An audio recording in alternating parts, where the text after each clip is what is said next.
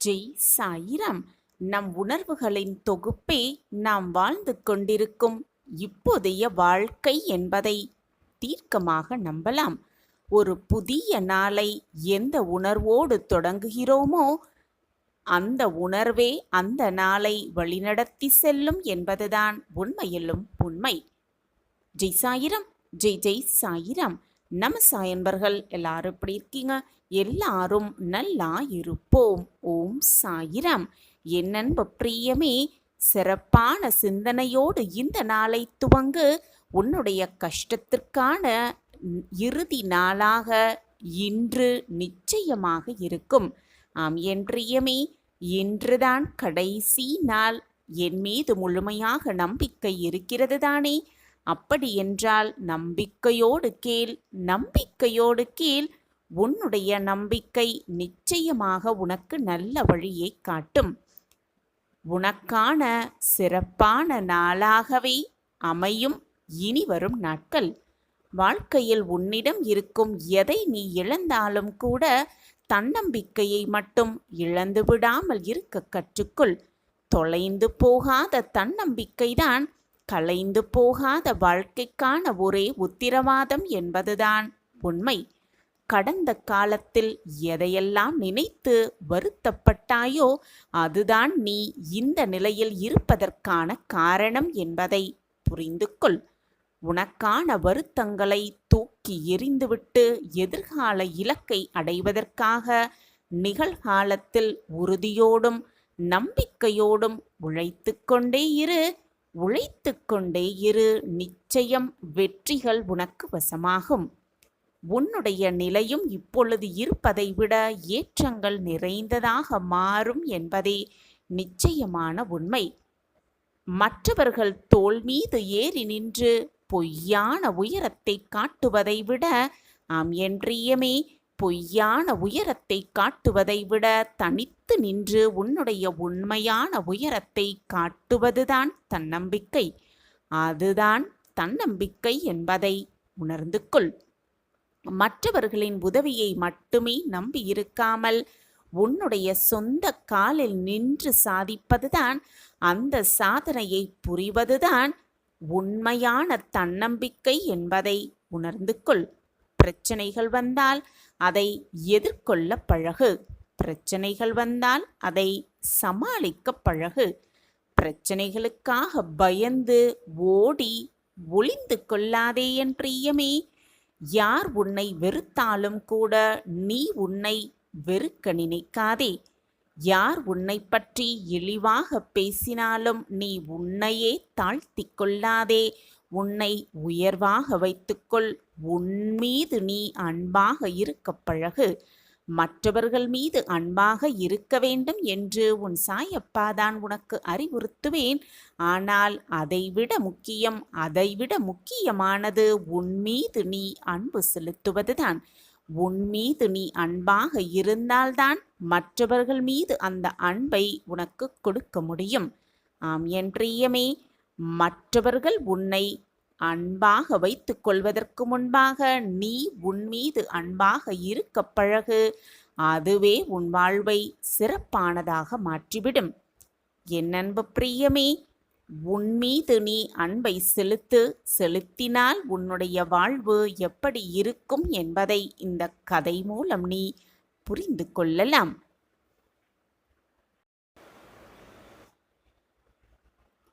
முன்பு ஒரு காலத்தில் பசுமையான வயல்களாலும் உயரமான மரங்களாலும் சூழப்பட்ட ஒரு சிறிய அமைதியான கிராமத்தில் ரிஷி என்ற ஒருவர் வசித்து வந்தார். ரிஷி எல்லோராலும் நேசிக்கப்பட்டார். ரிஷி எல்லோர் மேலும் அன்பை செலுத்தினார். அவர் பணக்காரரோ பிரபலமானவர்களோ அல்ல. ஆனால் அந்த கிராமத்தில் மிகப்பெரிய இதயம் அவருக்கு இருந்தது. மற்றவர்கள் மீது அன்பு செலுத்த எப்பொழுதும் தயங்கவே மாட்டார் ரிஷி. ஒருவரின் பசு தொலைந்து போனால் ரிஷி அதை கண்டுபிடிக்க உதவுவார். யாராவது வீட்டில் கூரையில் கசிவு ஏற்பட்டால் ரிஷி அதை சரி செய்வார். ஒருவர் பசியோடு இருந்தால் மிக குறைவாகவே அவருக்கு உணவு இருந்த பொழுதும் அவர் தனது உணவை பகிர்ந்து கொண்டார். இப்படி அனைவர் மீதும் அன்பை செலுத்திக் கொண்டே இருந்தார் ரிஷி. ரிஷி அந்த கிராமத்தின் இதயம் என்று மக்கள் எப்பொழுதும் சொல்வார்கள். ஆனால் ரிஷி உள்ளே சோர்வாகவும் தனிமையாகவும் இருப்பதை யாரும் அறிந்திருக்கவே இல்லை. தினமும் காலையில் சாப்பிடுவதற்கு முன்பு ஒரு வயதான விதவை தாய்க்கு தண்ணீர் எடுத்து செல்வார். பின்னர் அவர் தனது பக்கத்து வீட்டுக்காரருக்கு வேலையை சரி செய்ய உதவுவார். அதன் பிறகு சூரியன் மறையும் வரை வயல்களில் வேலை செய்வார். அவர் வீடு திரும்பிய பொழுது அவரது சிறிய வீடு இடிந்து விழுந்தது போல அவருக்கு தெரிந்தது. கூரைக்கு பாதுகாப்பு பழுது பார்ப்பு தேவைப்பட்டது. சுவர்கள் விரிசல் அடைந்து தரை முழுவதும் தூசி படிந்திருந்தது. அவர் பெருமூச்சு விட்டபடி நாளைக்கு சரி செய்துவிடலாம் என்று மெதுவாக தன் மனதிற்குள் சொல்லிக் கொண்டார். ஆனால் அந்த நாள் ஒருபோதும் வரவே இல்லை. ஒரு மாலை நேரத்தில் ஒரு சிறுவன் ஓடி வந்தான். ரிஷியிடம் வந்து, என்னுடைய அப்பாவின் எருது குழியில் விழுந்துவிட்டது, தயவு செய்து வந்து எங்களுக்கு உதவி செய்யுங்கள் என்று அந்த சிறுவன் பணிவன்போடு ரிஷியை பார்த்து கேட்டுக்கொண்டான். அப்பொழுது ரிஷி யோசிக்காமல் உதவிக்கு ஓடினான். எருது பாதுகாப்பாக இருக்கும் வரை அவர் தனது முழு பலத்தையும் பயன்படுத்தி இழுத்து தள்ளினார். எல்லோரும் அவரை ஆரவாரம் செய்தனர். ஆனால் அன்று இரவு வீட்டிற்கு நடந்து செல்லும் பொழுது ரிஷிக்கு தலை சுற்றல் உணர்ந்தார். அவரது கால்கள் பலவீனமாக இருந்தது. அவரது இதயம் கனமாக இருந்ததை உணர்ந்தார். அவர் தன் கதவை அடைந்து சரிந்து விழுந்தார். 2 நாட்களாக ரிஷி தனது வீட்டிற்குள் பலவீனமாகவும் நோய்வாய்ப்பட்டும் கிடந்தார். யாராவது தன்னை பார்க்க வருவார்கள் என்று நினைத்து காத்திருந்தார். அப்பொழுது பக்கத்து வீட்டுக்காரர்கள் வருவார்கள் அல்லது அந்த விதவி தாய் வருவார் என்று காத்திருந்தார். ஆனால் யாருமே வரவில்லை. எல்லோருமே ரிஷி வேறு யாராவதுக்காவது உதவுவதில் மும்மரமாக இருக்க வேண்டும் என்று நினைத்தார்கள். இந்த முறை அவருக்கு உதவி தேவை என்று யாருக்குமே தெரியாது. தனக்கு மேலே உள்ள கூரையை பார்த்தபடி, என்னுடைய அன்பை எல்லோருக்கும் நான் கொடுத்து விட்டேன், ஆனால் எனக்கு தேவைப்படும் பொழுது யாருமே எனக்கு இல்லை என்று கண்ணீர் சிந்தினார் ரிஷி. கண்ணீர் அவர் கன்னங்களில் வழிந்து ஓடியது. 3வது நாள் ஒரு துறவி அந்த கிராமத்திற்கு வந்தார். அவர் ரிஷி தன் கதவின் அருகே சோர்வாகவும் படுத்து கிடப்பதை பார்த்தார். துறவி அவருக்கு தண்ணீர் கொடுத்துவிட்டு அவர் அருகில் அமர்ந்தார். அவர் மெதுவாக கேட்டார், மகனே, நீ ஏன் இங்கே தனியாக இருக்கிறாய், சோர்வாகவும் இருக்கிறாய் என்று கேட்டார். உடனே ரிஷி பலவீனமாக சிரித்துவிட்டு, மற்ற அனைவருக்கும் உதவுவதில் நான் மிகவும் மும்முரமாக இருந்ததால் என்னை நான் கவனித்துக் கொள்ள மறந்துவிட்டேன் என்றார். துறவி அவனை அன்பாக பார்த்து, என்னுடைய மகனே, உன்னுடைய சுடர் அணைந்து விட்டார். மற்றவர்களின் விளக்குகளை உன்னால் ஏற்ற முடியாது என்று கூறினார். ரிஷி அமைதியாக கேட்டுக்கொண்டிருந்தார். துறவி தொடர்ந்தார், அன்பு ஒரு அழகான விஷயம். ஆனால் அது உன்னிடமிருந்து துவங்க வேண்டும். உன்னுடைய சொந்த கோப்பை காலியாக இருந்தால் மற்றவர்களுக்கு தண்ணீர் ஊற்ற முடியாது என் மகனே. அந்த வார்த்தைகள் ரிஷியின் இதயத்தை ஆழமாக தொட்டது. மறுநாள் காலையில் ரிஷி மெதுவாக எழுந்தார். அவரது உடல் பலவீனமாக இருந்தது. ஆனால் மனம் புதியதாக உணர்ந்தார். முதல் முறையாக அவர் தன்னை கவனித்துக் கொள்ள முடிவு செய்தார். அவர் தனது வீட்டை சுத்தம் செய்தார். அவர் தனது உடைந்த கூரையை சரி செய்தார். அவர் தனது வீட்டு வாசலுக்கு வெளியே பூக்களை நட்டார். ஒவ்வொரு மாலையும் அவர் ஆற்றின் அருகே அமர்ந்து சூரிய அஸ்தமனத்தை பார்த்து கொண்டிருந்தார். இதற்கு முன்பு அவருக்கு நேரமே இருக்காது. மக்கள் முணுமுணுக்க ஆரம்பித்தனர். ரிஷி மாறிவிட்டார், ரிஷி மாறிவிட்டார் என்று அனைவரும் சொன்னனர்.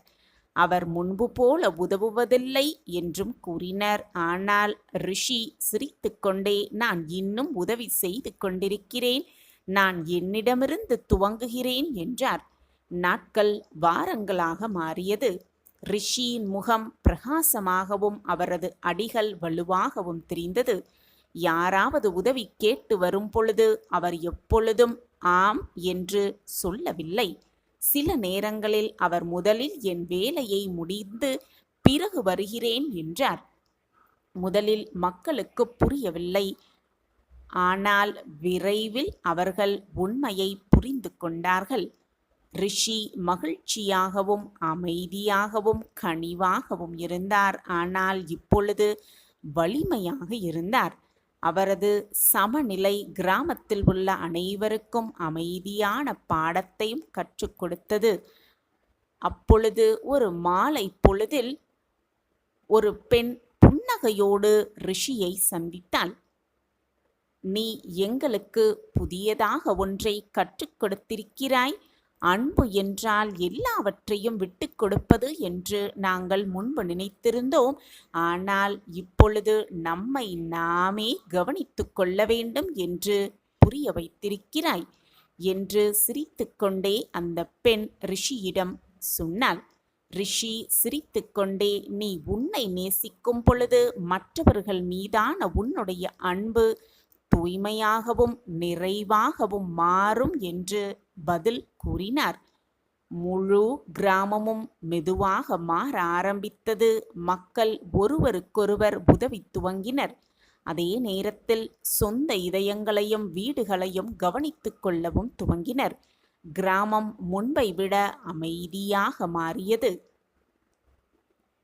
ஒரு மாலை சூரியன் மறைந்ததும் ரிஷி அமைதியான ஆற்றின் அருகே அமர்ந்து அந்த ஒளியில் தண்ணீரை பார்த்தார். தண்ணீர் சூரிய ஒளியில் பிரதிபலித்தது. அவர் கண்களை மூடிக்கொண்டு மௌனமாக சொன்னார், இப்பொழுது எனக்கு புரிகிறது, இப்பொழுது எனக்கு புரிகிறது. முதலில் நம்மை நேசிப்பது சுயநலம் அல்ல, உண்மையான அன்பின் ஆரம்பம் இதுதான் என்பதை புரிந்து கொண்டார்.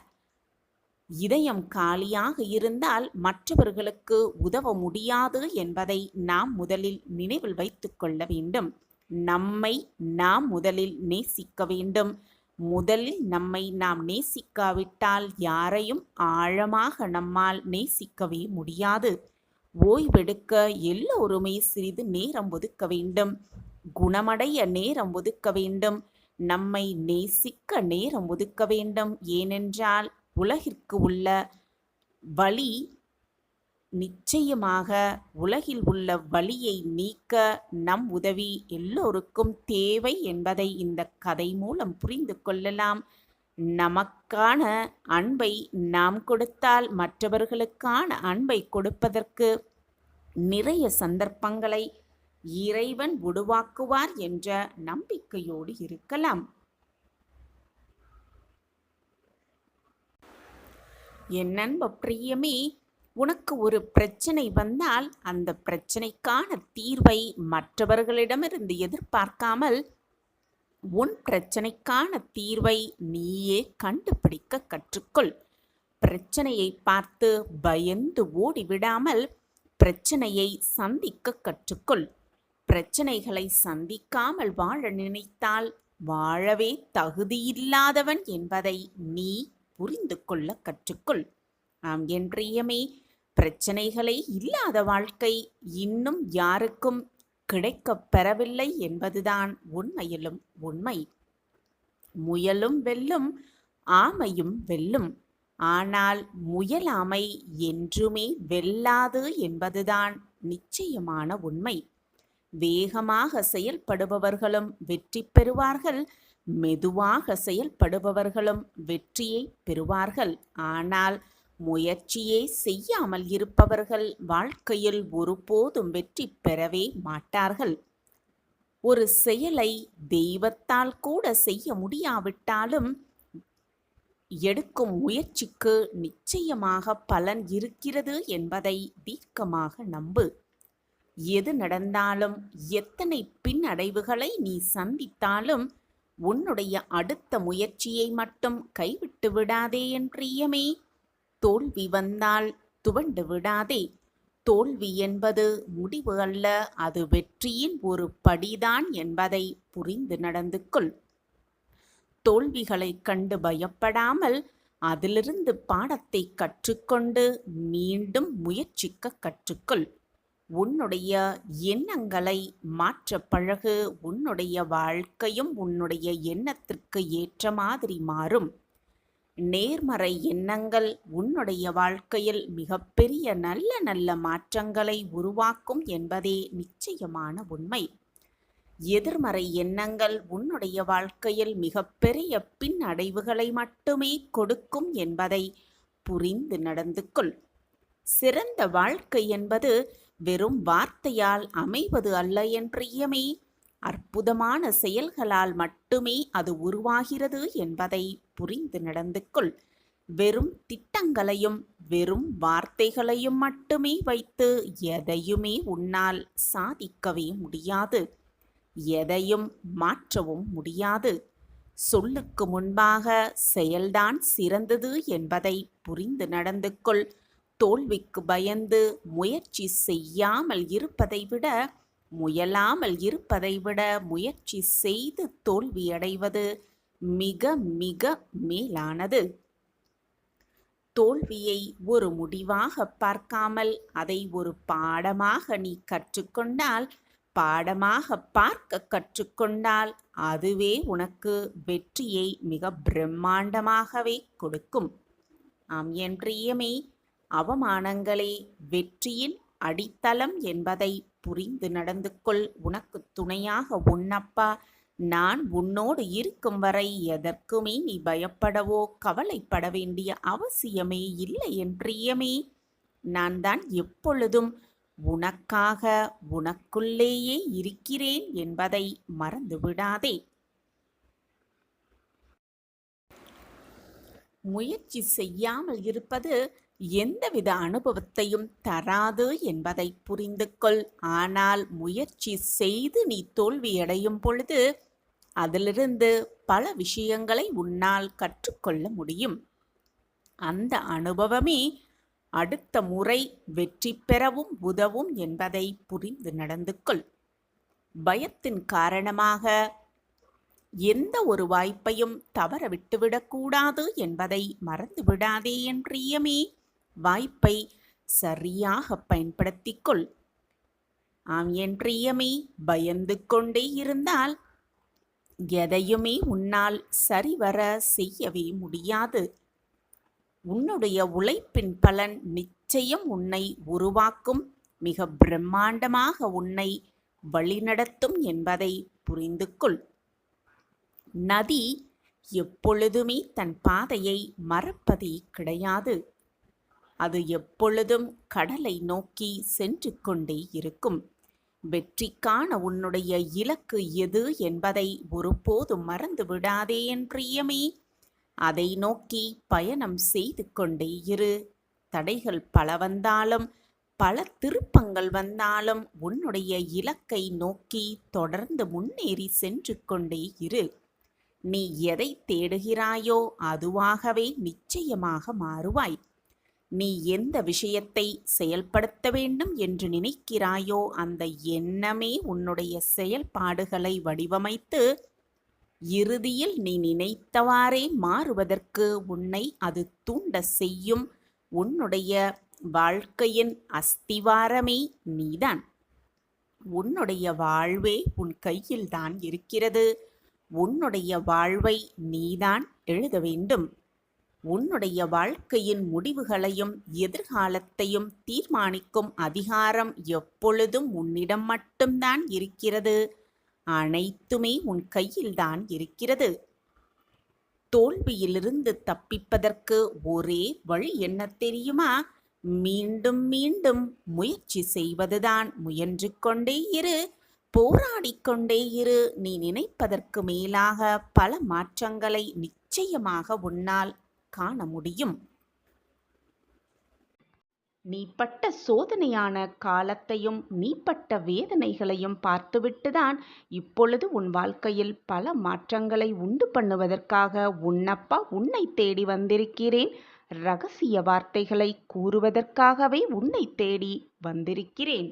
உன்னுடைய கவனம் முழுவதுமாக அதில் திசை திருப்பி உன்னை வெற்றியடைவதற்காக வெற்றி அடைய செய்வதற்கான அத்தனை வேலைகளையும் செய்வது உன் சாயப்பாவின் பொறுப்பு. நான் பார்த்து கொள்கிறேன். அனைத்தையும் தைரியமாக நீ இரு. அனைத்தையும் பார்த்து கொள்ள வேண்டியது என்னுடைய பொறுப்பு. எதை நினைத்தும் கவலைப்படாமல் தைரியமாக இரு. உனக்கு துணையாகத்தான் நான் இருக்கிறேனே. உனக்காக உனக்குள் வெற்றி என்னும் தீபத்தை மிக பிரகாசமாக ஏற்றி வைத்து அந்த வெற்றி என்னும் மகுடத்தை உன் தலையில் நான் சுமத்துவேன். உன் தலையில் நான் சூட்டுவேன். உன் முகத்தில் வரும் ஆனந்த கண்ணீரை பார்க்க ஒற்பதற்காகவே நானும் ஆசையோடு காத்து கொண்டிருக்கிறேன்.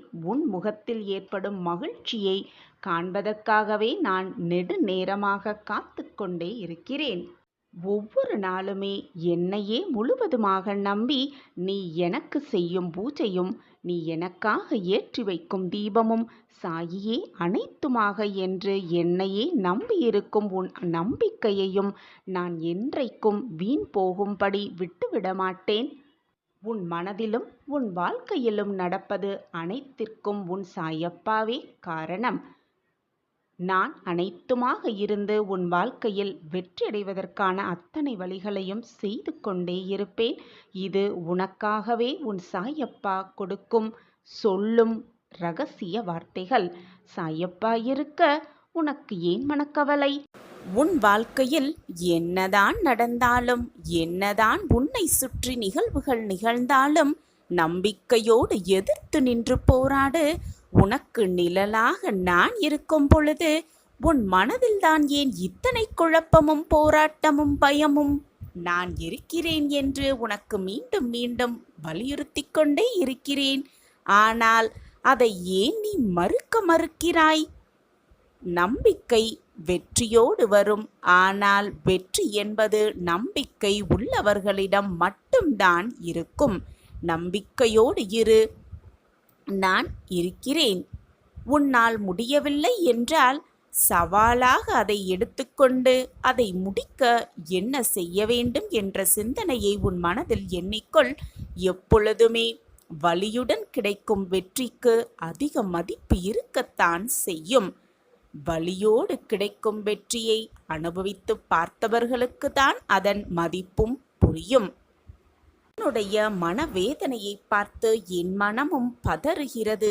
நீயும் நான் கூறும் அத்தனை அறிவுரைகளையும் கேட்டு கேட்டு அதன்படிதான் நடந்து கொண்டிருக்கிறாய். உன் வாழ்க்கையில் எந்த மாற்றமும் நிகழவே இல்லை என்று நீ வருத்தத்தில் இருக்கிறாய். ஆனால் உன் மனதில் இருக்கும் கவலைகளால் தான் அந்த மாற்றம் உன் வாழ்வில் நிகழ்ந்திருக்கிறது என்பதை கூட உணர மறுக்கிறாய். உனக்கு மாற்றம் வந்தாலும் அதை ஏற்றுக்கொள்ள தயங்குகிறாய். எப்பொழுதுமே மனதை தளர்ந்து விடாதே. நீயும் தளர்ந்து போய்விடாதே. வாழ்க்கையில் எப்பொழுதுமே மற்றும் ஒரு வாய்ப்பு இருக்கத்தான் செய்யும், இருந்தே தீரும். உன்னுடைய உள்ளமும் சிந்தனையும் தெளிவாக இருக்குமானால் உன்னை யாராலும் வீழ்த்தவும் முடியாது, உன்னை யாராலும் ஜெயிக்கவும் முடியாது. உன் மனசாட்சிக்கு நீ உண்மையாக இருந்தால் போதும். மற்றவர்களிடம் அதை நிரூபிக்க வேண்டிய அவசியமே இல்லை. எது நடந்தாலும் இதுவும் கடந்து போகும் என்ற நம்பிக்கையில்தான் அனைவரின் வாழ்க்கை பயணம் ஓடிக்கொண்டிருக்கிறது என்பதுதான் உண்மையிலும் உண்மை. உன்னுடைய வாழ்க்கையை வெறுப்பதற்கு 1000 காரணம் உனக்கு இருந்தாலும் வாழ்க்கையை வாழ ஒரே ஒரு காரணம்தான். நாளை எல்லாம் மாறிவிடும். நாளை மாற்றம் வரும். நம் வாழ்க்கையிலும் நாளை ஏதாவது ஒன்று நிகழும் என்ற நம்பிக்கையில்தான் எல்லாம் சரிவர போய்க் கொண்டிருக்கிறது. அந்த நம்பிக்கையோடு இரு. உன் வாழ்க்கையிலும் மாற்றத்தை நான் உண்டு பண்ணுவேன். நீ எடுத்து வைக்கும் ஒவ்வொரு அடியும் உனக்கான வெற்றிமிகு வாய்ப்பாகவே இருக்கும். உனக்கு கிடைக்காமல் சில விஷயம் போகிறது என்றால் அதில் சில காரணத்திற்காகத்தான் அது நடக்கிறது என்பதை தீர்க்கமாக புரிந்து கொள்.